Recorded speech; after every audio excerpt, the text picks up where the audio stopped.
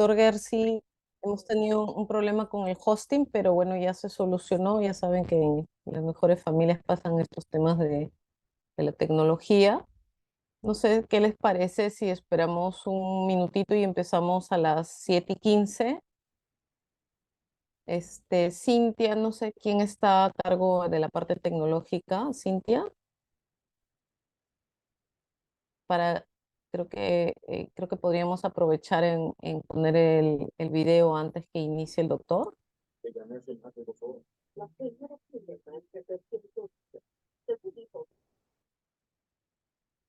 Hola, ¿cómo están? ¿Qué tal? Qué gusto. Sí, vamos a esperar porque la verdad son bastantes que quieren participar y escuchar al doctor Gersi, quien ha tenido la amabilidad de estar con nosotros el día de hoy. No sé, ¿quién está como tecnológico? ¿César? ¿César o Cintia?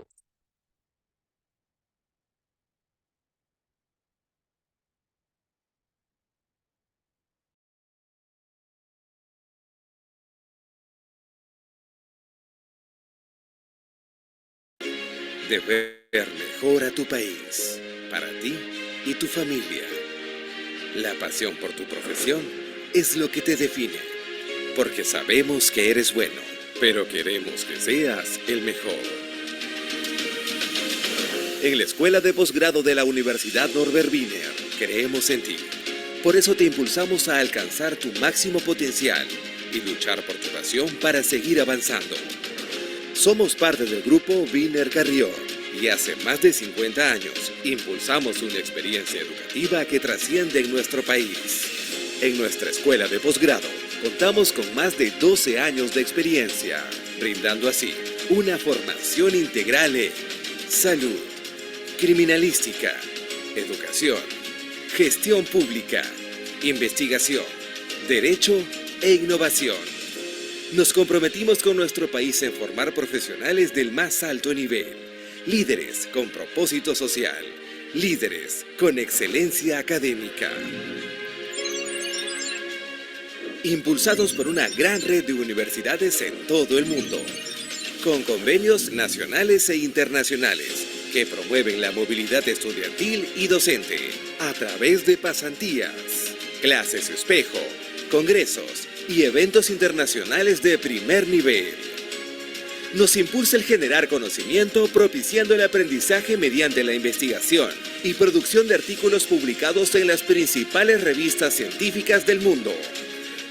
Nos impulsan nuestros docentes investigadores. Nos impulsan nuestros alumnos y egresados. Profesionales íntegros y competentes con visión global, capaces de superar cualquier obstáculo para seguir avanzando.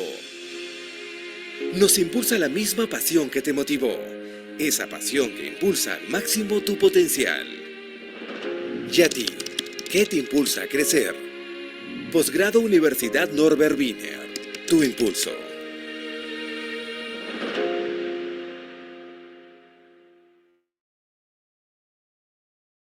Muy bien, muchas gracias. Vamos a iniciar para que, bueno, los que quieran ingresar van ingresando, pero iniciamos para no quitar agenda también al doctor Gersi. Doctor Gersi, Muy buenas noches, encantado de saludarlos. bueno, el día de hoy la maestría de Gestión Pública y Gobernabilidad tiene el honor de presentar al doctor Enrique Gersi, socio del estudio Gersi Abogados. Ahora lo voy a presentar. Bueno, hace poco estábamos hablando con el doctor Gersi. Él es uno de nuestros docentes honoríficos en la escuela de pregrado. Ahora seguramente vamos a ver unos temas con posgrado, pero le agradecemos mucho porque siempre me apoya en lo que es la maestría de gestión pública y gobernabilidad y a la escuela de posgrado en general. El día de hoy nos va a hablar sobre gobernabilidad en la gestión pública porque nuestra maestría lleva gobernabilidad y a nosotros nos parece importante tocar ese tema. Quisiera, no voy a terminar, como siempre le digo al doctor Gersi, de expresar toda su hoja de vida, pero haré el esfuerzo. El doctor Enrique Gersi es socio del estudio Gersi Abogados, es abogado de la Pontificia Universidad Católica del Perú, es abogado en arbitraje nacional e internacional, es árbitro en controversias nacionales e internacionales, ex diputado por Lima, doctor honoris causa en Ciencias Sociales de la Universidad Francisco Marroquín, Guatemala, doctorado en Derecho y Ciencias Políticas de la San Marcos, doctorando en Filosofía de la Universidad Nacional Mayor de San Marcos, coautor del Otro Sendero con Hernando de Soto y Mario Quilibellini, profesor visitante de la Universidad Francisco Marroquín en Guatemala, profesor honorario de la Universidad Laica Vicente Rocafuerte en Guayaquil, profesor honorario de la Universidad César Vallejo en Trujillo, de la Universidad Privada del Norte en Trujillo, de la Universidad Privada de Trujillo en Trujillo, de la Universidad Norbert Wiener, que es nuestra universidad. Es académico adjunto de Cato Institute de Washington, miembro de la Mont Pelerin Society, vicepresidente de la Mont Pelerin Society, miembro de Royal Economic Society, miembro de Filadelfia, miembro de American Law Economic Association, miembro representante internacional Society for Individual Liberty de San Francisco. Bueno, ya lo conocemos al doctor Gersi, tuvimos el honor de tenerlo en un foro bastante importante sobre planificación estratégica el año pasado. Y nada, doctor, lo dejo porque lo que queremos es escucharlo. Le agradezco un montón y el público es de usted. Muchas gracias. Te agradezco enormemente por esta presentación, Gloria, y le agradezco enormemente tanto la facultad, la escuela de posgrado, como a la universidad. Yo, como tú sabes, y siempre lo recuerdo, tuve la oportunidad de conocer y de ser amigo del fundador de la universidad. Y el doctor Horna me deparó, además, pese a la diferencia de edad, porque yo era muy joven, estamos hablando del año 89, el año 90, una cordialidad y una amistad que se vio renovada algunos años después que pude conversar nuevamente con él. Y mi admiración por su trabajo no la he ocultado. Del tiempo de Carreón, en el instituto donde alguna vez he ido a dar charlas invitado por el doctor Horna, o así vía de Sorna, posteriormente la gran organización que es hoy día la universidad con su hija Olga y con todas las autoridades que la componen. Es para mí un gran motivo de orgullo mantener y tener esta amistad con la universidad, esta relación con la universidad, por lo que agradezco enormemente a todos ustedes por su presencia. Se me ha pedido que haga esta noche algunas reflexiones sobre un tema complejo, la gobernabilidad. Y es un tema complejo porque, como todos los problemas públicos, no se pueden abordar desde un solo punto de vista, ¿no? Uno muchas veces, cuando maneja políticas públicas o enfrenta dificultades en la administración, tiene una tendencia que es metodológicamente instintiva, pero incorrecta, la de tratar de ver un problema desde un solo punto de vista. Máxime en una sociedad pluricultural, ¿no? Como la peruana, muy diversa, donde inclusive podríamos decir, sin exagerar, que una parte del Perú vive en el tiempo contemporáneo, pero otras partes del Perú viven en otros tiempos y en otras circunstancias históricas. Fenomenológicamente hablando, en el Perú conviven gente del siglo XXI con gente que se encuentra tal vez en unas edades muy primitivas. Pensemos en los peruanos no contactados, como se les denomina ahora, de la selva amazónica. Entonces, el desarrollo de políticas públicas tiene que tener siempre en cuenta el hecho de que no hay un solo punto de vista válido, hay muchos puntos de vista. Y en segundo lugar, no debe incurrir en otro pecado en el que incurrimos muchas veces quienes hemos tenido responsabilidades políticas, que es el anacronismo. El anacronismo muy común también, ¿no es cierto? Como el pecado anterior, que es el de ver las cosas desde un único punto de vista. El anacronismo consiste en ver las cosas del pasado con los ojos del presente. O también al revés, ver las cosas del presente con los ojos del pasado. Tenemos que ver las cosas con los ojos que corresponden a su tiempo. No podemos juzgar los hechos del pasado con los valores del presente, ni tampoco podemos juzgar, viceversa, los hechos del presente con los valores del pasado. Tenemos que juzgar las cosas tal y como ocurren en su momento y en sus circunstancias. Hechas estas precisiones metodológicas, que muchas veces en el vorágine de la vida cotidiana que tiene el administrador público, que se encuentra manejando cosas de responsabilidad, teniendo un presupuesto que ejecutar, uno no tiene tiempo para ponerse a pensar en las cosas profundas, ni en la filosofía implícita en las decisiones políticas, porque naturalmente hay el día a día, ¿no? Como normalmente lo llamamos, entra en una vorágine que nos va comiendo y no nos deja un minuto. Por eso es tan importante espacios como el universitario en el posgrado, donde ya tenemos un nivel de conocimiento y además una experiencia importante que nos permiten llegar a este grado de reflexión y de profundidad que en otros momentos no podemos llegar. Hechas estas precisiones preliminares, yo quisiera abordar los temas que quiero tratar con ustedes. En primer lugar, lo que yo denomino los límites de la acción pública. Y en segundo lugar, lo que podríamos llamar, para efectos expositivos, la agenda para el futuro. Entonces, empecemos por los límites de la acción pública. La acción pública, la acción colectiva, como la queramos llevar, las decisiones políticas, tienen un problema básico, que la única forma que tiene el Estado de expresar una decisión política es a través de normas de distinto rango. Pueden ser leyes, pueden ser reglamentos, pueden ser resoluciones, pueden ser circulares que contienen decisiones políticas. Hay muchos niveles además, porque otra cosa es a nivel municipal, otra cosa es a nivel regional y ciertamente a nivel nacional. Hay ordenanzas, hay decretos, cada una dentro de su competencia. Entonces, la expresión, la forma como se gobierna, la forma como se lleva a cabo una política es a través de una norma. Y esto es el ejercicio cotidiano de la función.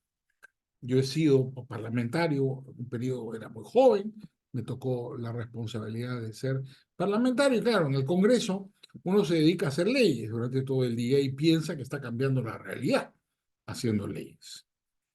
La experiencia práctica nos ofrece, sin embargo, una rápida constatación de que eso no es verdad, porque demos una norma, no cambiamos la realidad, porque aprobemos una ley, no cambiamos la realidad, porque aprobemos un decreto, una resolución, no cambiamos la realidad.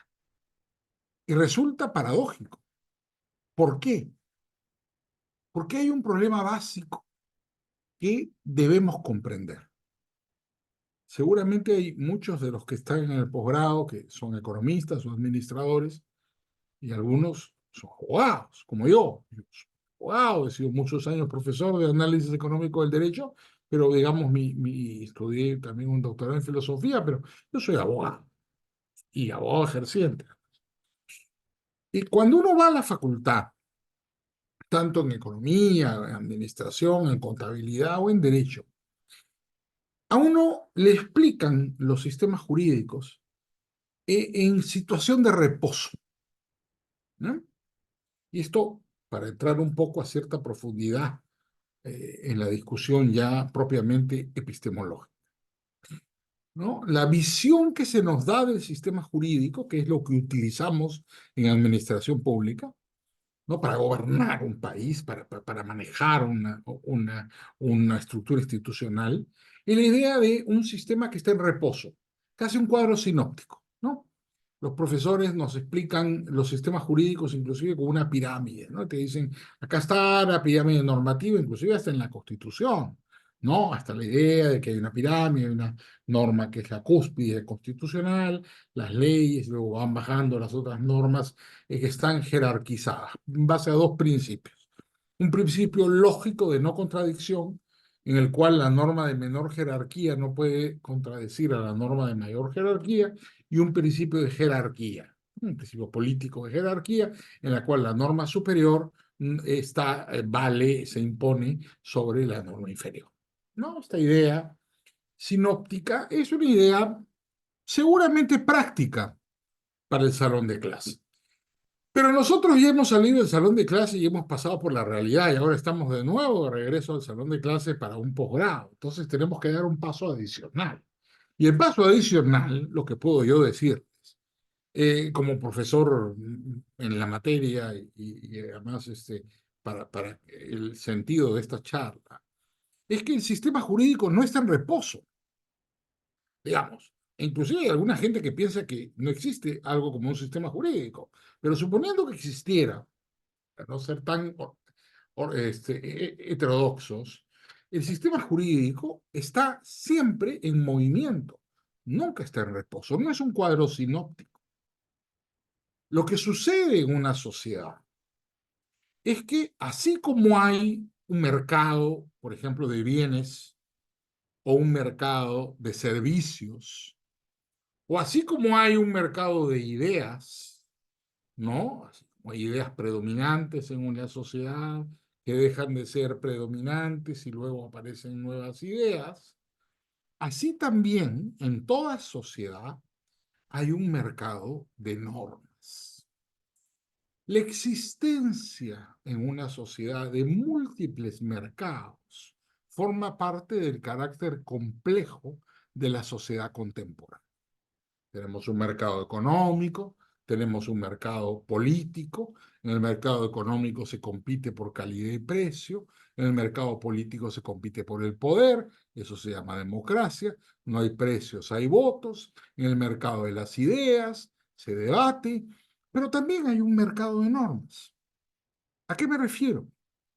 En toda sociedad, sobre todo, y es más complejo, cuanto más compleja es la sociedad, coexisten simultáneamente distintos proveedores de normas que la sociedad, los individuos que la componen, obedecen de acuerdo con distintos criterios que veremos a continuación.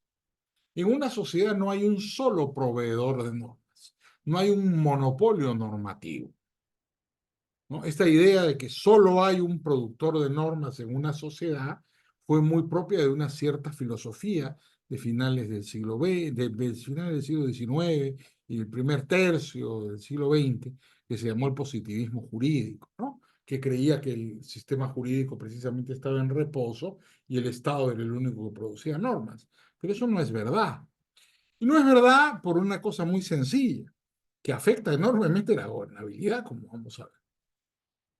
Así como hay leyes y distintas normas de rango legal, tales como decretos, resoluciones, ordenanzas municipales, ¿no es cierto?, o regionales, etcétera, hay costumbres en una sociedad. A nivel macroeconómico, podríamos decir que los principales proveedores de normas en una sociedad son las leyes y las costumbres. Unos sistemas, los sistemas legislativos, y los otros sistemas, los sistemas consuetudinarios. Pero en toda sociedad, sea que predomine la ley, por ejemplo, como nosotros, o los franceses, o los alemanes, o que sea que predomine la costumbre, como los norteamericanos, los ingleses, los anglosajones en general, en toda sociedad hay una pluralidad de proveedores normativos. Es decir, hay competencia en la producción de normas. No solamente a nivel macroeconómico, tenemos leyes y costumbres, el Estado y la sociedad ella misma, como proveedores de normas, sino también a nivel microeconómico se producen normas permanentemente. ¿Cuáles son? Bueno, las principales son los contratos.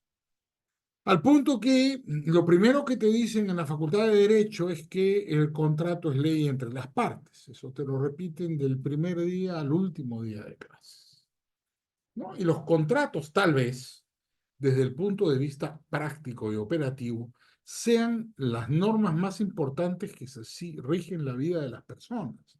Seguramente no son ni las leyes ni las costumbres, son los contratos.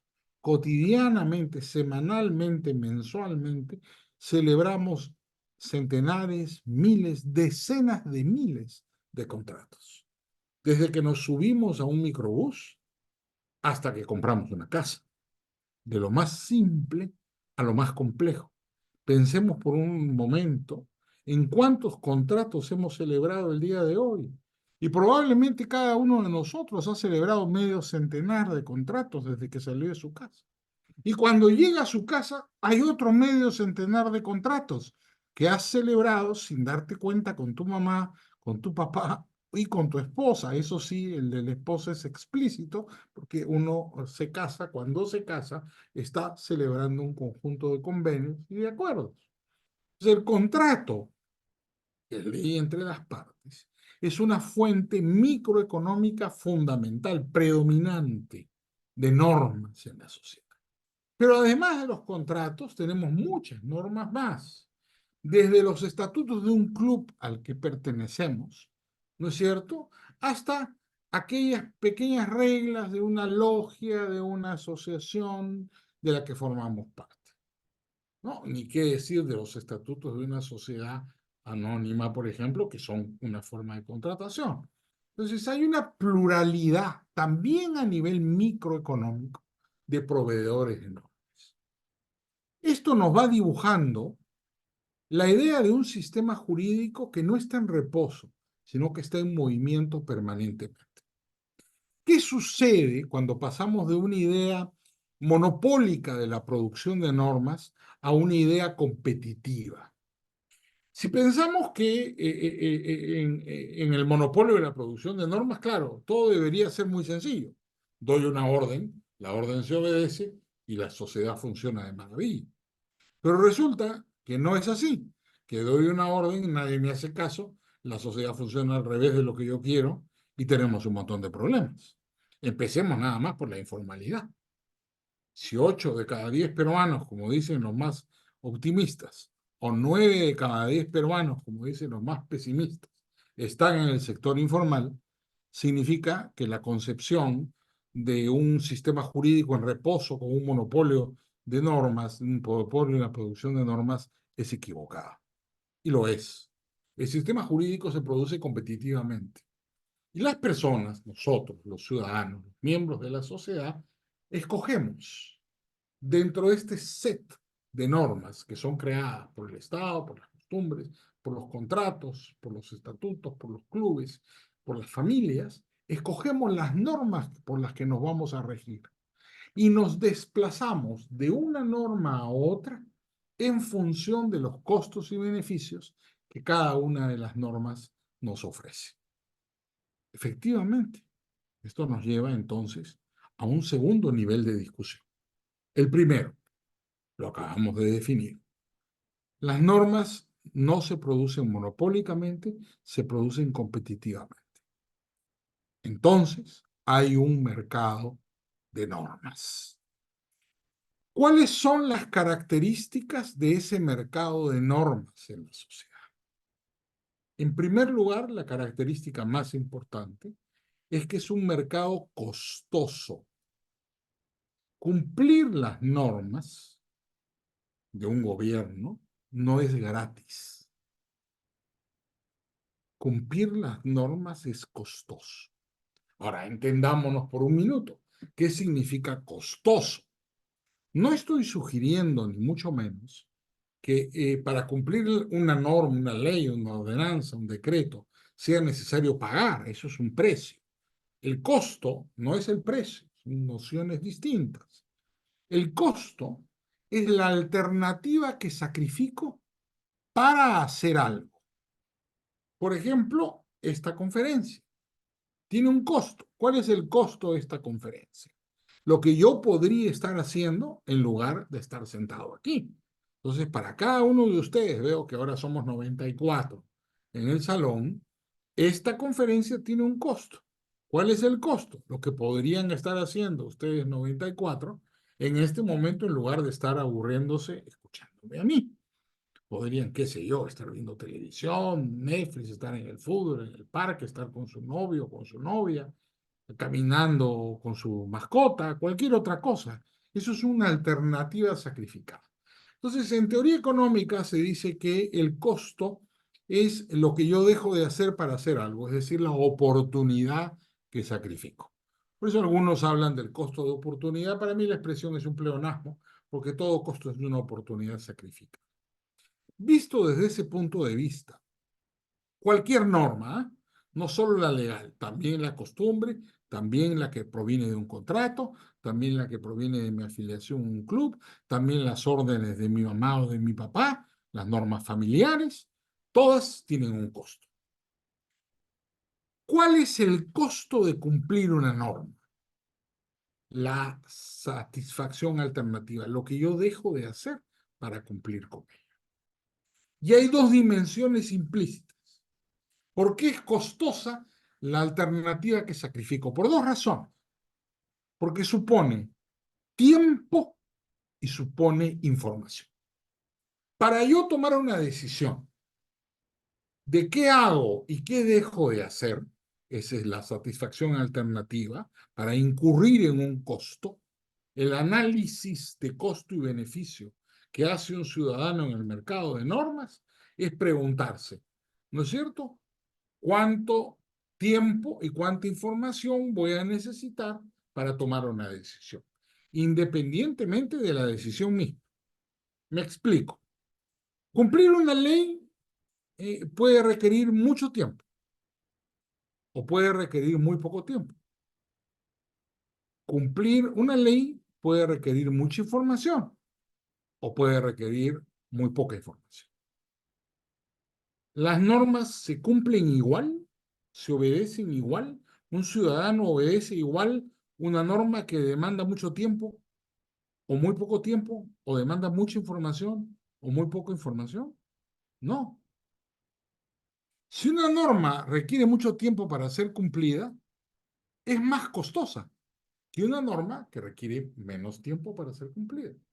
Porque yo sacrifico más. ¿Qué sacrifico? Más tiempo, pues, para obedecer.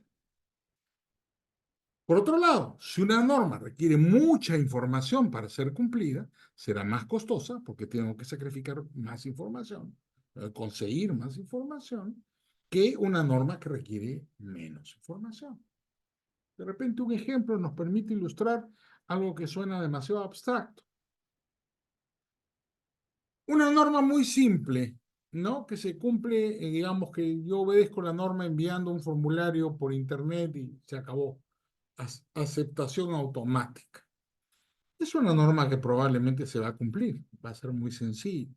Le es al ciudadano muy fácil, por lo menos en el estado actual de la tecnología, cumplir con esa.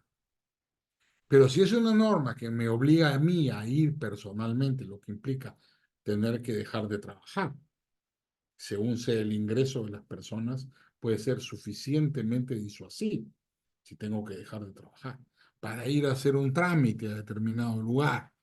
Y me voy a pasar no un día, sino una semana haciendo cola, yendo de un escritorio a otro, teniendo que sacar visación de una oficina y visación de otra, al final termina siendo muy costosa solamente por la cantidad de tiempo involucrado.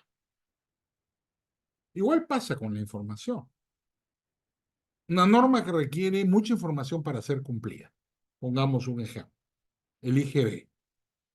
El IGB es una norma compleja, también es selectivo al consumo, pero el IGB es particularmente complejo. Es quienes sean contadores o abogados aquí me darán la razón, auditores, ¿no? Los anexos del IGB. Para entender eso, tiene que ser un profesional. Un ciudadano, la mayoría de los ciudadanos no son profesionales. Por la sola lectura del texto, aunque quisiera cumplir con la ley cabalmente, le va a ser muy difícil. Entonces va a tener que recurrir a un asesor profesional. Sucede que eso ya de por sí encarece enormemente la información. ¿Qué hacemos los asesores profesionales? Reducimos el costo de la información, claro, tienen que contratar y nosotros le decimos a los ciudadanos lo que tienen que hacer, porque la información es costosa. Entonces, una norma muy sencilla que prácticamente no requiere más información, sino la lectura de su propio texto, será más fácil de cumplir que una norma muy compleja.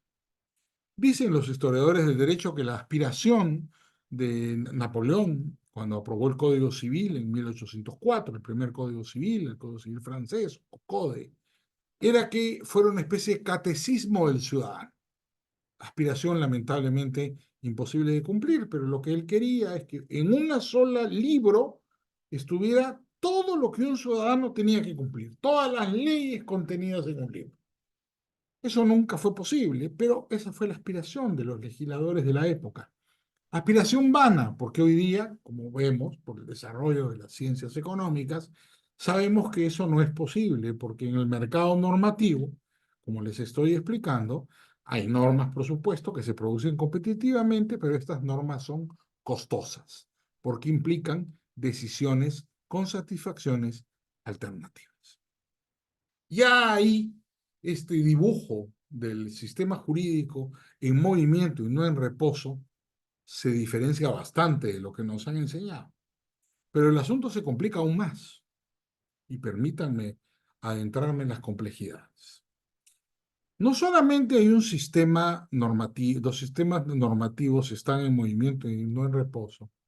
No solamente hay mercados de normas, no solamente las normas de esos mercados son costosas en términos de tiempo e información involucradas, sino que los costos de esas normas no se reparten simétricamente, se reparten asimétricamente. Me explico. A dos personas iguales no les cuesta lo mismo obedecer una norma.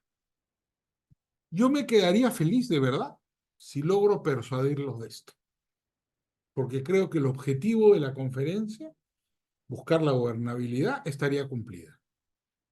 Si ustedes se convencen, se persuaden para siempre de esta regla, que el derecho, que las normas son costosas y que el costo es asimétrico, que dos personas iguales no tienen el mismo costo para cumplir con una norma, el Perú mejoraría enormemente en menos de una generación.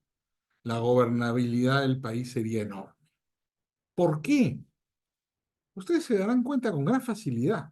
¿Por qué me atrevo a decir que para dos peruanos iguales no hay un mismo costo en cumplir una norma? Porque dos peruanos iguales no sacrifican lo mismo para cumplir una norma. Las alternativas sacrificadas, el costo de oportunidad de cada uno de nosotros, no es igual para cumplir una norma. Volvamos al ejemplo de esta conferencia. Hemos sostenido la tesis de que esta conferencia es costosa. ¿Por qué? Porque implica satisfacciones alternativas. Todos teníamos o podíamos haber tenido algo que hacer en lugar de estar acá. A ver, pensemos. ¿A todos nos ha costado lo mismo venir a esta conferencia? Es la misma conferencia, pero ¿nos costó lo mismo? No, porque cada uno de nosotros ha sacrificado una cosa diferente por estar acá. De repente uno quería ver un partido de fútbol, alguien quería estar con el novio o con la novia, o pasear a su mascota, o ir de lonche con sus amistades. Una tercera persona quería ir a misa, era piadosa, ¿no? Alguien quería hacer un trabajo, o simplemente ir a jugar una pichanga. Cada uno de nosotros aquí, los 97 presentes en el salón, tenemos un costo de oportunidad diferente. Es decir, a cada uno de nosotros nos costó distinto, nos costó otra cosa estar acá. Recibir el mismo producto nos costó diferente. No digo precio, ¿eh? Costo. Lo que hemos sacrificado, la alternativa sacrificada por cada uno de nosotros es diferente. Bueno, mutatis mutandis, como decimos los abogados, cambiando lo que haya que cambiar, es exactamente lo mismo en el mercado normativo. A cada uno de nosotros nos cuesta distinto cumplir una norma. Porque la cantidad de tiempo e información que yo invierto para cumplir una norma no es la cantidad de tiempo e información que invierte, por ejemplo, una persona que no es abogada. O será diferente de una persona que es contador o una persona que es sacerdote. Cada uno de nosotros tiene una estructura valorativa, los valores son subjetivos, ¿no es cierto? Y considerará dentro de esa estructura valorativa que le conviene sacrificar y toma una decisión. ¿No? Una decisión es costosa cuando yo dejo de hacer una cosa para hacer otra. Eso implica una valoración entre el costo y el beneficio subjetivos de cada uno. Muy bien. Eso nos lleva ya a conclusiones preliminares, ¿no? Cuanto más tiempo exige una norma para ser cumplida, más costosa será. Cuanto menos tiempo exige una norma para ser cumplida, menos costosa será. Cuanto más información demande una norma para ser cumplida, más costosa será. Cuanto menos información demande una norma para ser cumplida, menos costosa será. Eso significa, en conclusión, que no es lo mismo cumplir una norma para cada persona. Depende del costo de cada una de ellas. Si el costo excede al beneficio esperado en el cumplimiento de una norma, ¿qué sucede? La gente no la obedece, la desobedece. Pero se desplaza de un proveedor de normas a otro, buscando una norma que sustituya a la norma costosa que no puede cumplir. No hay vacíos normativos en la sociedad. Eso forma parte de la idea, ¿no es cierto?, del sistema jurídico en reposo. Cuando pasamos a la idea de un sistema jurídico en movimiento, no hay vacíos normativos. Lo que sucede es que los ciudadanos que dejan de obedecer una norma se desplazan de un proveedor de normas a otro. Por ejemplo, de la ley a la costumbre. ¿Cómo se llama ese fenómeno social? Cuando la mayoría de la población se desplaza de la ley a la costumbre, porque la ley es muy costosa y la costumbre es menos costosa, ese fenómeno social se llama la informalidad. Los informales tienen un sistema jurídico, son las costumbres, y se rigen por las costumbres macro y a nivel micro, por supuesto, por los contratos, por las reglas del lugar, de la comunidad, de la familia, que son mucho más poderosas porque se obedecen voluntariamente que las normas estatales que requieren de una coacción exterior. Las normas que se obedecen voluntariamente siempre tienen mayor legitimidad social que las normas que se imponen coactivamente. Ahora, miren a dónde hemos llegado, porque el asunto se va a complicar todavía un poquito más. Uno, en una sociedad, en toda sociedad hay sistemas normativos. Los sistemas normativos están en movimiento, o sea, las normas se producen competitivamente. Esas normas son costosas porque implican sacrificio de tiempo e información. Pero esos costos no se reparten simétricamente. ¿Por qué? Porque cada uno de nosotros tiene costos y beneficios diferentes, porque las estructuras valorativas son subjetivas. Una norma no me cuesta a mí lo mismo que a ti. A cada uno de nosotros le cuesta diferente porque sacrificamos cosas diferentes. Pregunta, ¿a quién le cuesta más cumplir con una norma?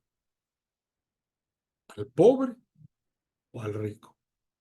Pregunta fundamental desde el punto de vista de la administración pública y la esencia de la gobernabilidad.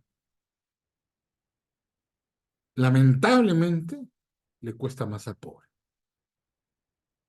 ¿Por qué? Me preguntarán ustedes con todo derecho. Bueno, la explicación es compleja, pero podemos poner un ejemplo rápidamente.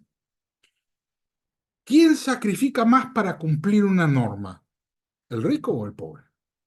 El pobre. ¿Por qué? Porque el costo de oportunidad es mayor en el pobre que en el rico. El rico, quien tiene un ingreso mayor, siempre va a sacrificar menos que quien tiene un ingreso menor.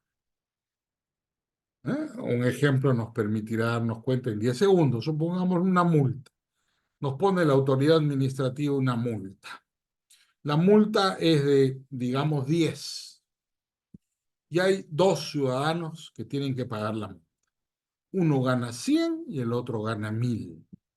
¿A quién le cuesta más la multa? ¿Al que gana 100 o al que gana 1000? Al que gana 100. Al pobre siempre le cuesta más cumplir con las normas que al rico. Esto es un hecho. No estamos hablando digamos, no es una visión idealista. No es como quisiéramos que son las cosas, no, no es algo normativo, es algo descriptivo. Así funcionan los sistemas normativos. Toda norma es costosa, el costo es asimétrico y es inversamente proporcional al ingreso de la población. Le cuesta más al pobre que al rico. Esta es una segunda idea con la que también me quedaría muy feliz si ustedes la comparten esta noche. Porque ya vamos a cambiar nuestra visión del Estado y nuestra visión de la administración pública, nuestra visión de la gobernabilidad. ¿Por qué? Bueno, por obvias razones. Nos vamos a dar cuenta que siendo las normas costosas, si mi función como autoridad es proteger al pobre, ayudar al progreso social, tengo que darme cuenta que una norma, ¿no es cierto?, que no se pueda cumplir, va a perjudicar más al pobre que al rico. Entonces trataré de hacer normas cada vez menos costosas, que requieran menos tiempo y menos información para cumplirse, porque el que se va a beneficiar prioritariamente de ese proceso va a ser siempre la persona que tiene menos ingresos. Y eso debería ser fundamental en la función regulatoria del Estado, que es derecho deliberado. Las costumbres son derecho espontáneo. Uno no puede decidir cuál va a ser la costumbre en la sociedad dentro de 10 años, es algo que ocurre espontáneamente, pero en el derecho que se produce deliberadamente, racionalmente, deberíamos tener clara la naturaleza de los sistemas normativos que son competitivos, costosos y que esos costos son inversamente proporcionales al ingreso de la población. Ya acá, hasta acá, estamos bastante heterodoxos, ¿eh? Y estamos haciendo una presentación de los sistemas normativos, que son el nervio de los sistemas políticos. No hay un sistema político porque el sistema político es solamente un conjunto de ideas. La única manera de convertir la política en realidad es a través de normas. Punto. Las normas, el sistema normativo tiene reglas, tiene leyes que estoy tratando de compartir con ustedes desde mi visión del sistema jurídico. Yo no creo en los sistemas jurídicos en reposo, creo que son simplemente ayudas expositivas. Ya hemos complicado bastante la cosa, pero ahora quiero terminarla de complicar con un último elemento. A ver cómo le suena. Uno, hay mercado de normas. Dos, el mercado de normas es competitivo. Tres, es costoso en términos de tiempo e información. Cuatro, ese costo es asimétrico, no se reparte igual. Cinco, le cuesta más al pobre que al rico, es decir, es inversamente proporcional al ingreso de la población. Ahora, ¿qué resulta? Resulta que el sistema normativo, así descrito, tiene una característica esencial, que es ignorada sistemáticamente por los administradores de la cuestión pública. Los políticos, la burocracia, los administradores públicos simplemente ignoran lo que les voy a decir. Porque hay, en mi concepto, una gran pobreza de conocimiento jurídico y económico. La ius economía, como le llaman ahora, no simplemente es ignorada. Y este elemento es absolutamente capital. Si no, no le podemos dar explicación a la masiva desobediencia del sistema legal, cuando no de otros sistemas normativos en la sociedad. ¿Cuál es la característica principal del sistema jurídico competitivo y costoso que hemos descrito hasta ahora? Que es un sistema elástico. todas las doctrinas jurídicas predominantes y las políticas estatales que se llevan a cabo inspiradas en esas doctrinas parten de suponer que los sistemas normativos son monopólicos, gratuitos e inelásticos, que es una aberración. Los sistemas jurídicos son dinámicos, no están en reposo, costosos, no gratuitos y elásticos. Para quienes no sean economistas, una nota a pie de página. ¿Qué es esto de elasticidad? Se dice que algo es elástico, ¿no es cierto? Que la oferta, la demanda son elásticas, cuando un cambio en la oferta produce un cambio en la demanda, o viceversa.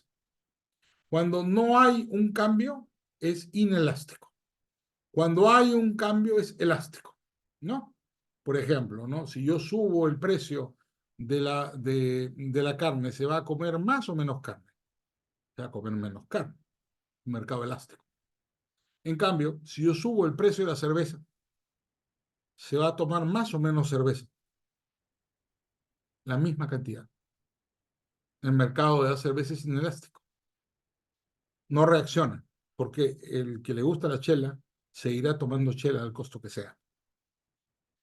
Por eso el Estado sube y sube el impuesto, porque sabe que en el mercado, por ejemplo, los cigarrillos, los viciosos, el mercado del trago, la cerveza, es inelástico. En cambio, ¿qué sucede con los sistemas normativos? ¿Son elásticos o inelásticos? Es elástico, pues. Como hay alternativas, como el sistema es costoso, como yo sacrifico algo para hacer algo, los sistemas normativos son elásticos. ¿Eso qué significa? Que cuando yo subo el costo de una norma, baja su demanda. ¿Ya? Me explico. Si yo subo el costo de la legalidad, la ley, como una fuente del derecho, si las leyes cada vez son más costosas porque requieren más información o más tiempo para obedecerse, ¿qué pasa? ¿La gente obedece igual? No, obedece menos. El mercado es elástico. A mayor costo de la oferta normativa, menor consumo de la oferta normativa. ¿Qué pasa cuando hay un menor consumo de la oferta normativa? Como el sistema es competitivo y hay una pluralidad de oferentes, las personas se desplazan de un mercado normativo hacia otro mercado normativo buscando reglas a las cuales someterse. Esa es la explicación, desde el punto de vista de la teoría dinámica del derecho, de fenómenos como la informalidad. Pues. Dado un alto costo de la legalidad inversamente proporcional al ingreso de la población, habrá un sector creciente de personas que no van a poder cumplir con las normas legales. Siendo elástico el mercado normativo, se desplazan de la formalidad hacia la informalidad. Lo cual nos va dejando, y ya veo que me excedí en el tiempo, lo cual nos va dejando un montón de preguntas, ¿no? Para la agenda de cambios hacia el futuro.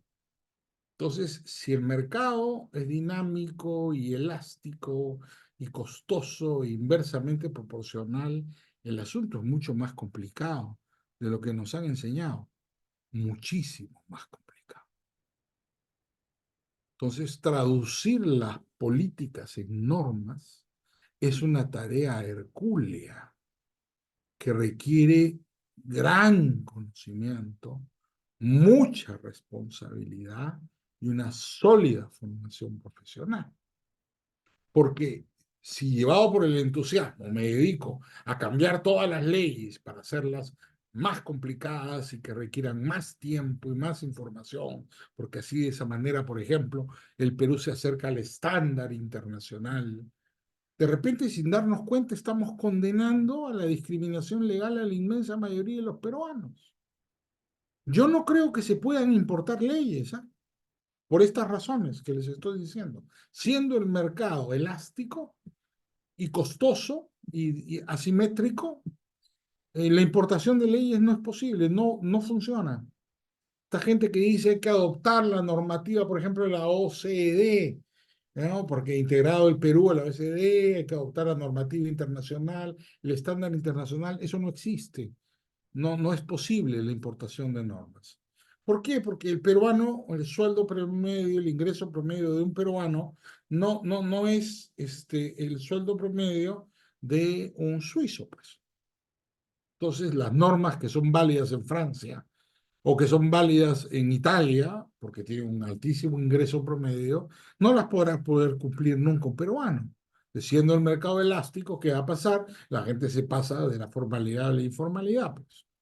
Entonces, esa es la paradoja peruana, que hay leyes que tiene el Perú que son espléndidas y están en los mejores cánones y estándares internacionales. Pero claro, todos nos reímos porque sabemos que en la práctica ninguna se cumple.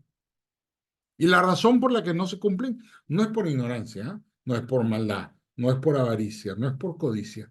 Es porque nosotros, los legisladores, los administradores públicos, los responsables de convertir la política en normas, no hemos hecho bien nuestro trabajo. Hemos supuesto equivocadamente un sistema normativo en reposo, una producción monopólica de las normas y gratuita. Y tal cosa no existe. Los sistemas normativos, como he dicho, repito, solo para terminar, son competitivos, costosos, con costos inversamente proporcionales al ingreso de la población, costos asimétricos, como hemos dicho, y elásticos. Con lo cual, más complicado, menos demanda. Cuanto más complicado el sistema jurídico, menos demanda del sistema. Yo sé que todo esto, y voy terminando acá, estimada Gloria, como te ofrecí, para que haya un tiempo, si hay algunas preguntas, por supuesto, estaré encantado de contestarlas. Que la administración pública tiene unos desafíos enormes. La gobernabilidad de un país no es cuestión de voluntad, no es cuestión de buenos deseos. Uno puede pensar que una persona con buenos deseos, con grandes valores morales, puede desempeñar mejor la función pública que otra y probablemente sea correcto. Pero no vamos a solucionar un problema de fondo, que es un problema estructural. Está ligado con las características del sistema institucional, pero para eso tenemos que entender cómo funciona el sistema institucional en el Perú y en cualquier otra parte. Toda esta teoría es válida perfectamente para cualquier sistema normativo en cualquier otro lugar del mundo. Así funcionan las normas. Solo entendiendo el funcionamiento de las normas podemos hacer mejores normas, reconciliar a todos los peruanos en la búsqueda de una mayor prosperidad económica y un mayor progreso social. Mientras tanto, será una asignatura pendiente. Muchas gracias, querida Gloria, y quedo a disposición de todos ustedes si hubiera algunas preguntas que absorber. Muchas Gracias. gracias, doctor. Muchas gracias por las palabras. Sí, hay una cuestión sobre la gobernabilidad y lo que está pasando en el país, ¿no?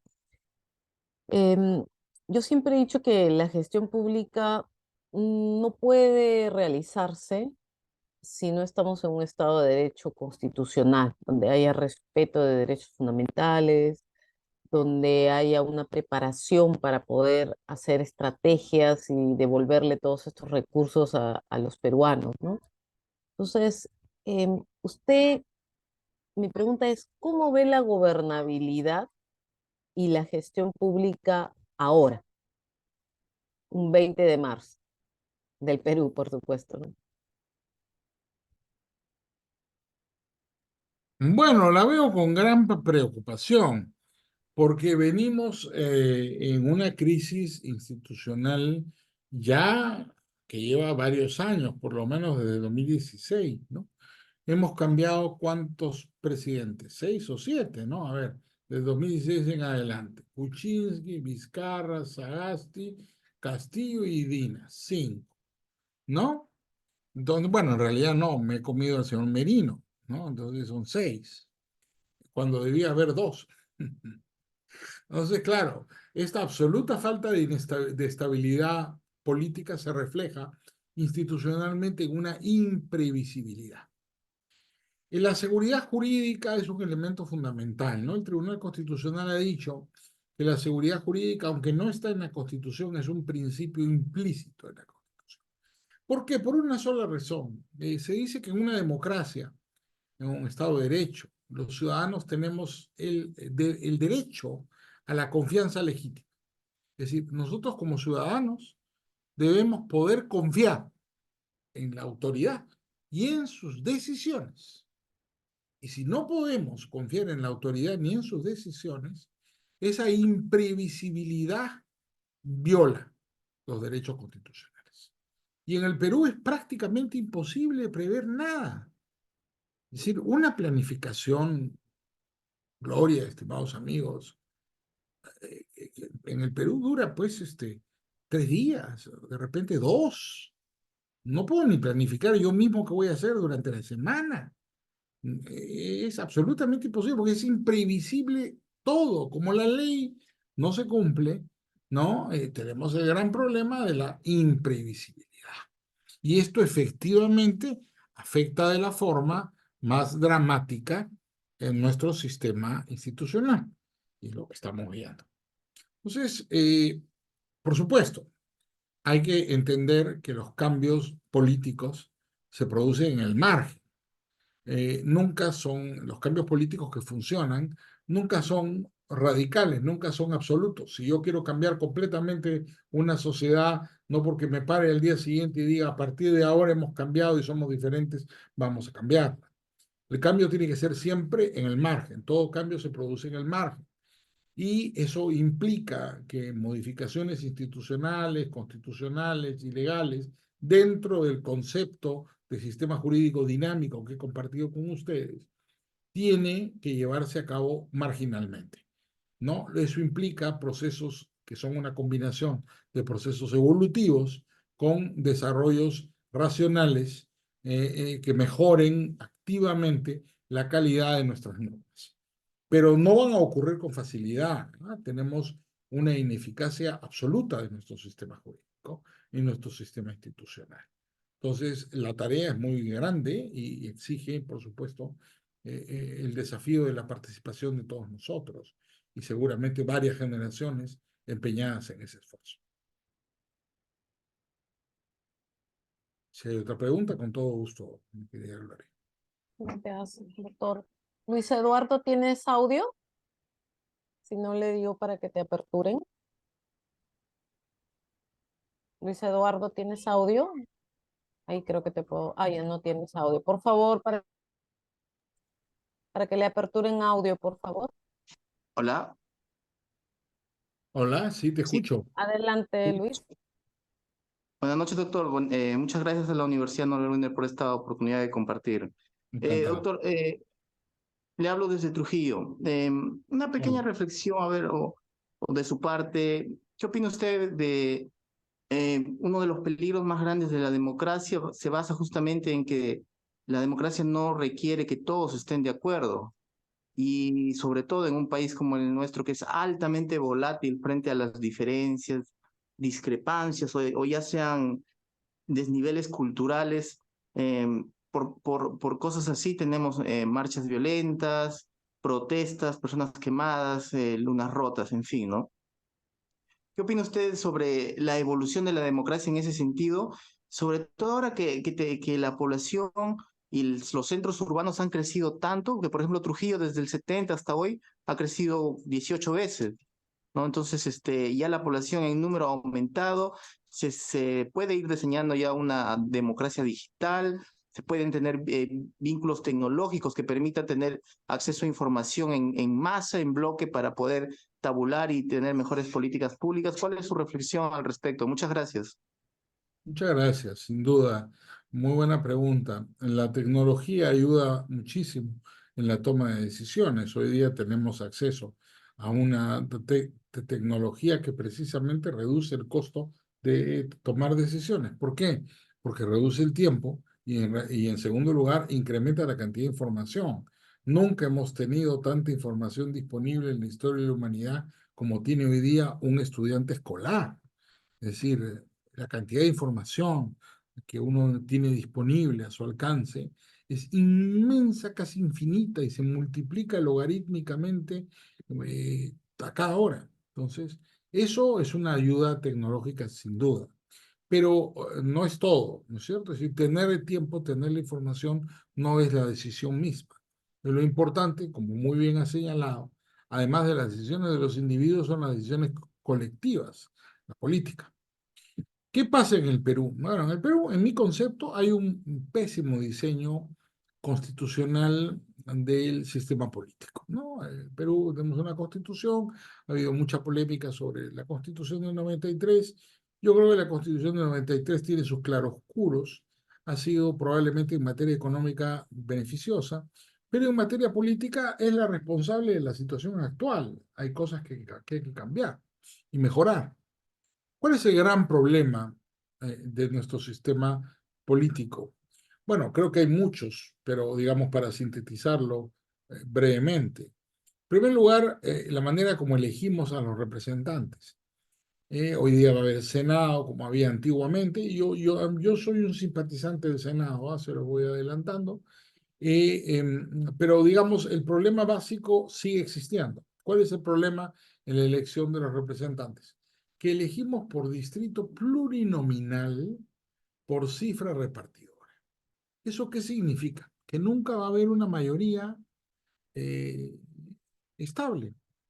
Porque en los sistemas plurinominales con cifra repartidora, como se cuotea en función de la cantidad de votos, tú lo que tienes son mayorías muy precarias o fraccionadas.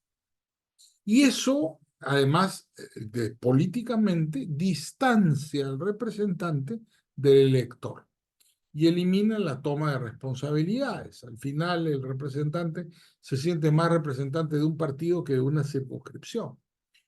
Tú en Trujillo sabes que hay, creo que son 9 los representantes, los congresistas por Trujillo, pero ninguno te representa a ti en particular. En otros países que tienen sistemas uninominales, los distritos electorales son más pequeños y se elige un representante por cada distrito electoral. ¿Qué produce eso? Que tú sabes perfectamente quién es tu congresista o tu senador. Una persona. Y esa persona te tiene que responder a ti. Eso no ocurre el día de hoy. Y a nivel presidencial, como adoptaron, en el Perú copian las cosas, pero las copian mal. Adoptaron el sistema francés, pero imperfecto. Porque en Francia la segunda vuelta es para todo, también para el Congreso, ¿no? Acá no. Cuando adoptaron la segunda vuelta, que fue en la constitución anterior, a la del 79, eso viene heredado de la constitución vieja del 79. En realidad lo adoptaron equivocadamente, porque solo hay segunda vuelta para el presidente, porque el Congreso se elige en primera. Entonces, ¿qué produce eso? Eso crea incentivos para el fraccionamiento de los partidos políticos. ¿Por qué? Porque todo el mundo quiere llegar al Congreso para negociar después. Cuando un partido político, si tuviera que elegir sus representantes en segunda vuelta junto con el presidente, los acuerdos tendrían que hacerse antes y no después. La razón por la que no hay partidos políticos y los que había se han destruido es porque tenemos un sistema plurinominal con cifra repartidora, ¿no es cierto?, con distrito múltiple. Esa es la razón. La gente se mueve por incentivos. Entonces, como la gente se mueve por incentivos, lamentablemente no hay ninguna razón para que yo construya un partido, porque mucho mejor negocio, políticamente hablando, saco postulando yo por mi cuenta y negociando después que tomarme el trabajo de tener que convivir y construir un partido con tanta gente y hacer una serie de concesiones. Por eso vemos que se multiplican los partiditos chiquititos, chiquititos, chiquititos, ¿no? Lo cual lleva a la ingobernabilidad. Es muy difícil tomar una decisión con ese tipo de reglas.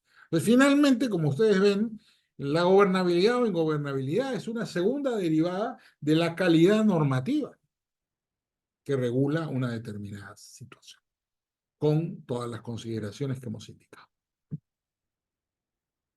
Si hay otra pregunta, por supuesto, Gloria, con todo gusto. Me hizo gracia lo de la ingobernabilidad. Antes de pasarle a Jorge, ¿qué pasa con esta estructura del Estado, que se supone que todas las instituciones funcionan correctamente o de acuerdo a la norma, como mencionó usted, ¿no? Pero ¿qué pasa si, como en el gobierno de Castillo, ¿no? Que estuvieron las instituciones correctamente funcionando, pero de una manera no legal, ¿no? No sé cómo explicarlo, ¿no? Jurídicamente. O sea, estuvieron las instituciones funcionando, ¿no? Pero internamente había una cuestión, podría decirse, de ingobernabilidad, ¿no? Y de inestabilidad también. O sea, Es cómo que funcionaría, ¿no? probablemente la explicación, Gloria, es que no estaban funcionando correctamente las Claro, instituciones. Lo que ocurrió en el breve gobierno de Castillo es que un grupo de personas que llegó al poder usaron las instituciones para otra cosa. No voy a repetir a mi querido amigo, el ex primer ministro, este, me olvido su nombre ahorita, pero el de Ríos de yo San, también me he olvidado su ya, nombre. pero que lo conocí mucho en San Marcos, y él era mi decano cuando yo era profesor. ¿No? Pero Ah, claro, Aníbal Torres, Aníbal Aníbal, Torres. gracias, Gracias, María gracias, Soledad. Soledad. Aníbal, que fue mi decano, yo era profesor en San Marcos cuando Aníbal era el decano.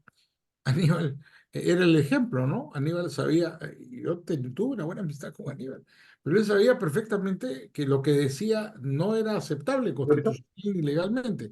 Pero no, él lo decía y yo creo que estaba convencido de eso en ese momento, por lo menos. Entonces, claro, no es para eso que existían las instituciones jurídicas. Fueron utilizadas políticamente y, claro, cayeron en un mar de contradicciones que al final lo llevó a Castillo, aterrorizado por el hecho de que lo pudieran delatar y hubiera una vacancia, a precipitar el golpe de Estado del 7 de diciembre de 2022. Y yo he conversado, y este es algo que puedo compartir con ustedes, no soy infidente, no voy a decir con quién, pero conversé con varios de los congresistas amigos, y me contaron una confidencia, me dijeron que Castillo se equivocó, porque no lo iban a vacar ese día, no había los votos. Alguien le dijo mal, no sé pues, quién lo asesorará, pero le hicieron creer a Castillo que gracias a Salatiel Marrufo, que declaraba esa mañana, había la mayoría de 87 votos, de mayoría muy alta. Mentira, no había ni 80. No lo iban a vacar. Y él se precipita y da el golpe de Estado, con lo cual él mismo se puso fuera de la ley. Ya si La había ministra, la dudas de ministra. claroscuros, se puso fuera de la ley y por supuesto lo vacaron hasta los de Perú Libre, que terminaron votando también por la vacancia, ¿no? Entonces, yo creo que ahí hay un problema de convicciones democráticas. Si tú quieres ser un político en un sistema democrático, tienes que creer en la democracia. Si no tienes una lealtad básica a la democracia, no puedes ser un político en un sistema democrático. Y quienes no creen en la democracia no deben aprovecharse de las debilidades de la democracia. No, no voy a repetir la palabra grosera que repetía el congresista Bermejo, pero la democracia pues tiene sus debilidades, llamémosle así, sus fragilidades. Y si yo soy desleal y no creo en el sistema democrático, me es muy fácil dinamitar el sistema democrático. Eso no puede ser permisible. Yo recuerdo mucho mis clases de filosofía. Yo llevé introducción a la filosofía con el doctor eh, eh, eh, eh, Lerner, Salomón Lerner Febres. Y me acuerdo que él citaba mucho en clase a Maurice Merleau-Ponty, un filósofo francés, que decía que había que ser tolerante con todo, menos con la intolerancia. Y esa es una frase que a mí me ha quedado grabado desde hace ya 40 años. ¿No? Creo que es el principio democrático en su mejor expresión. ¿No? Yo diría que la síntesis del principio democrático es esta frase de Merleau-Ponty: ser tolerantes con todo, menos con la intolerancia. Claro, yo lo que considero es que desconocen cuál es la esencia de la gestión pública, ¿no? Es una vocación de servicio, Yo creo que se ha desvalorado tanto que ya no podemos levantar a estos funcionarios y decirle, oye, estamos orgullosos, ¿no? Que estés trabajando por el Perú. Y ha sido tanto los golpes que hemos tenido en toda la administración del Estado que prácticamente el pueblo ya no confía, ¿no? Entre ellos no se confían. Entonces, yo creo que justamente las maestrías sirven para poder de alguna manera transformar el chip, ¿no? Transformar esa visión que se tiene de la gestión pública, en donde tú eres un trabajador, ¿no? Por ejemplo, el otro día estaba manejando a la universidad y me paran todas las calles, todas las calles me paran los policías para que pase un congresista, ¿no? Entonces, claro, y las motos subiéndose a las veredas, o sea, todo un incumplimiento de leyes en menos de 3 segundos, ¿no? Em, claro, yo creo que hay un desconocimiento y yo sí considero que un, un breve conocimiento, una especialización de gestión pública sería adecuado para que gestiones, valga la redundancia, correctamente, ¿no? Pero bueno. Jorge, adelante. Buenas noches, ¿me escucha? Sí, se te escucha. Adelante. Buenas noches a todos, doctor. De antemano me disculpo porque esta pregunta de repente es muy amplia y súper personal. Yo soy comunicador de profesión, vivo en San Miguel y soy de una etapa del derecho, pues, de Chuncho Portocarrero, de Paco Milo Quesada, de Darío Herrera Paulsen, de Teófila Díaz Aroco, de Bramón Arias, padre e hijo, entre otros a quienes puedo contar como amigo. Yo quiero ser alcalde de mi distrito, de San Miguel, así, a secas. Es un sueño, es un objetivo que tengo para que mi distrito cambie. ¿Qué me recomendaría usted para llegar y qué me recomendaría usted si es que llego? ¿Qué debería hacer? Tengo una idea, pero después de que lo he escuchado ahora, me ha abierto la Bueno, mente de una manera muy alucinante. qué valiente eres. Trataría de disuadirte de esa obsesión, pero si quieres insistir, bueno, forma parte del derecho que todos tenemos a equivocarnos, así que prepárate porque sobre todo a nivel municipal, yo diría que es mucho más difícil ser alcalde que ser presidente, ¿ah? Porque los vecinos son mucho más exigentes y el control político es directo. La organización popular, los sectores, los vecinos, tienen una vigilancia sobre el alcalde que los ciudadanos no tenemos sobre el presidente. En realidad, los municipios son las tiranías de las organizaciones de vecinos. Entonces, el alcalde cree que tiene mucho poder, pero tiene muy poco poder, está muy vigilado. La ley municipal, no obstante, le da la mayoría al alcalde triunfador en el consejo, que no es un principio democrático. Ahí, por eso digo yo, si esa fuera la ley para elegir a los parlamentarios, el Perú sería un país totalmente estable. Pero el alcalde, por ejemplo, ahí no hay representación proporcional ni nada. El alcalde automáticamente tiene la mayoría en el consejo. Bueno, ¿y por qué no cuando se les ocurre hacer lo mismo con el Congreso? Hubiera habido gobiernos estables siempre. Claro, con Castillo seguramente seríamos ahora la República Socialista de Tahuantinsuyo o una cosa así, ¿no? Habría sacado Castillo la mayoría. Pero estas reglas son las reglas que existen. ¿Qué te puedo decir, Jorge? Mira, ganar una elección no es lo mismo que gobernar. Digamos, tengo algunas ideas sobre cómo ganar una elección, más que sobre cómo gobernar, porque depende de cada distrito. Las necesidades no son iguales. Aunque San Miguel forma parte de la Lima tradicional, que es, digamos, tiene un tipo, una tipología, una sociología bastante diferente de la Lima emergente, la llaman, ¿no? Y para ganar una elección, dice el public choice, la teoría económica de la política, hay que entender una regla básica de la democracia. Gana una elección, dice la teoría económica, aquel candidato que se aproxima más al votante medio, ¿no? Lo que pasa, es más fácil decirlo que hacerlo, es que el votante medio, que es un concepto económico en realidad, más que medio es mediano, hay que sacar la mediana, es cómo haces un estudio de opinión pública confiable que te diga dónde está el votante medio. Porque el votante medio, como el sistema jurídico, como todo, no está en reposo, está en movimiento. La opinión pública está en movimiento. Hoy día probablemente estamos un poco más a la derecha que hace unos años. El electorado peruano con Castillo probablemente giró un poco más a la derecha que antes de Castillo, ¿no? Entonces, el electorado cambia de opinión y a nivel municipal no piensa igual que a nivel nacional. A nivel municipal piensa en un alcalde que le solucione sus problemas. A nivel nacional es una votación mucho más política, mucho menos vecinal. La gente está pensando en términos ideológicos, en términos de simpatías filosóficas o en términos de muchas otras cosas más, ¿no? Entonces, para ganar una elección, la clave es esa. eh, Establecer, determinar, identificar dónde está el votante medio, y que tu mensaje político se aproxime lo máximo posible al votante medio.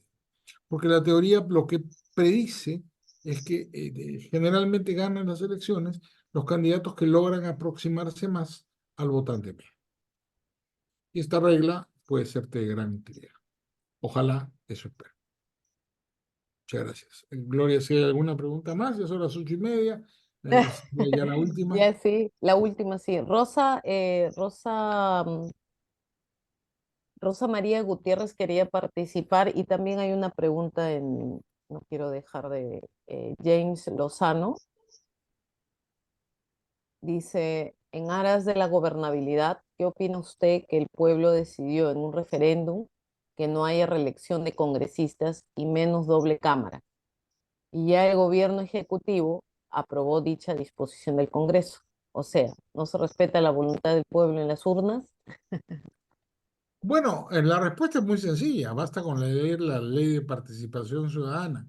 Yo he escuchado mucho a algunas personas que sostienen lo mismo, ¿no? Pero hay un error básico. Las normas de un referéndum son obligatorias 2 años. Lo dice la ley de participación ciudadana. Después de 2 años, lo que se haya decidido en referéndum se puede modificar. De manera que son las reglas de juego. No porque apruebe un referéndum una norma, esta norma no se puede cambiar. Pongo un ejemplo, ¿ya? La Constitución del 93, la actual, fue aprobada por referéndum. ¿Eso qué significaría? Que no se le puede hacer ningún cambio. Ya hay 119 modificaciones de la Constitución del 93, ¿ah? No es que no se ha cambiado nada. Hay 119 modificaciones a la Constitución 93, incluyendo esta última de la bicameralidad. Entonces, es parte del juego democrático, ¿no? El referéndum no crea cosas juzgadas políticas. La ley sí establece que no se puede modificar antes de los 2 años. Después de 2 años, se puede modificar. Y es lo que han hecho los parlamentarios, ¿no? Bien, doctor. Creo que había otra pregunta más, Gloria, ¿o no? Rosa, ¿ya puedes aperturar para decirle a los técnicos? A ver, por favor, funciona tu Muchas audio. gracias a todos, si no, muchas gracias, Gloria, yo Ya, encantado muy de bien. haber estado con Sí. ustedes, y nada, espero una Doctor, nueva oportunidad. mensaje final. Siempre le pido un Mensaje mensaje final es que final. estudien siempre, nunca dejen de estudiar.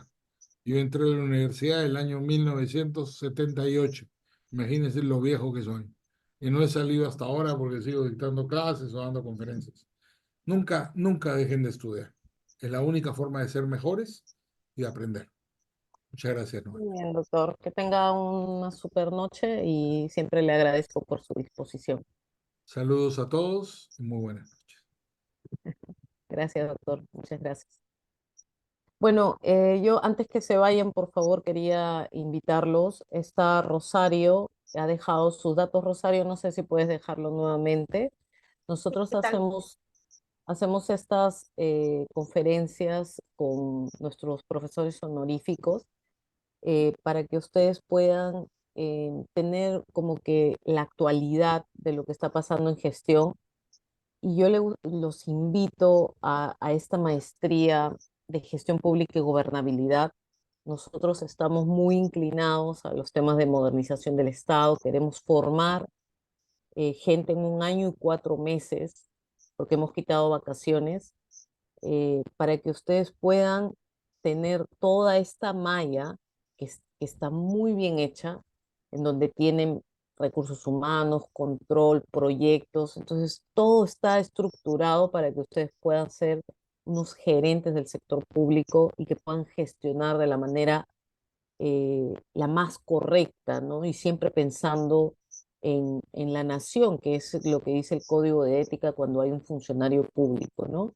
Entonces, no hay otra cosa en la gestión pública que ser una buena persona con valores, con ética, en donde ustedes puedan tener esa sobriedad de conocimiento de toda esta parte técnica que les vamos a dar para que no, para que puedan gestionar de la mejor manera en el sector público. Y esta maestría está estructurada para eso. Entonces, Rosario está dejando sus datos para que ustedes puedan contactarse con ella y nosotros podamos darle esa parte técnica que es sumamente importante para que ustedes lideren equipos, para que ustedes sean directores, para que ustedes sean asesores, para que ustedes sean alcaldes, para que ustedes sean presidentes, ministros. Y eso es lo que queremos. Queremos transformar toda la parte de gestión pública para que de acá a algunos años, con todas las promociones que tenemos, el Perú cambie. Y eso es lo que queremos desde la academia. Tenemos mucha internacionalización, tenemos mucha parte de experiencia vivencial y, por supuesto, dentro de la malla está la parte de investigación para que ustedes salgan con su proyecto de tesis y en 2, 3 meses puedan sustentar sus tesis y salir siempre antes de los 2 años, antes que la competencia. Así que yo los invito, yo soy docente de la maestría también, los invito a contactarse con Rosario, que está dejando sus datos. Tenemos convenios con casi todas las instituciones del Estado, tenemos convenios con todos los colegios. Ya Rosario les indicará cuáles son los descuentos, la parte económica. Por favor, contactarse con ella. Ella también los va a contactar si es que han llenado el formato, pero estamos felices de que participen de estas charlas que son sumamente importantes. Así que nos vemos pronto, contáctese con Rosario y ha sido un gusto esta charla del doctor Gersi, siempre tan amable nos acompaña y dándonos esta visión que quizás nadie nos lo da, ¿no? Entonces, que tengan una excelente noche, una buena semana y por favor contactarse con Rosario para que nosotros los tengamos en la maestría y ustedes gocen de una maestría de alto nivel en un corto tiempo, cansado sí, pero un corto tiempo porque lo que hemos hecho es acortar los plazos para no tener vacaciones, pero terminar pronto y estar esta maestría en SUNEDU lo más pronto posible. 1 año y 4 meses la maestría. ¿Ya? Entonces, por favor, comuníquense con Rosario. Ha sido un gusto. Rosario les va a dar todos los datos, porque hay descuentos, hay muchos descuentos con instituciones del Estado y con colegios, así que los invitamos a comunicarse. Rosario, no sé si puedes poner nuevamente tus datos, y Rosario también los va a contactar a todos los que han llenado el formato de inscripción. Así que ha sido un gusto. No sé, Rosario, si quieres agregar algún tema. Buenas noches con todos. Sí, ahí les estoy dejando mis datos para que ustedes puedan mandarme la información que deseen solicitar. De igual manera, me voy a contactar con cada uno de ustedes para darle la mayor información con respecto a la maestría, que estamos próximos a iniciar este 25 de marzo. Está muy interesante, de acuerdo a la exposición del doctor Jersey, que muchísimas gracias, y también de la doctora Gloria Noriega, que es también una de las docentes que se va a encargar de dictar la maestría.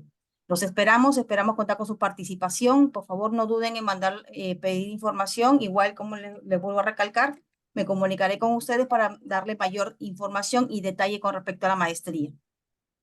Muy bien, los felicito por estar en esta charla y que tengan una buena noche. Los esperamos en la maestría de Gestión Pública y Gobernabilidad.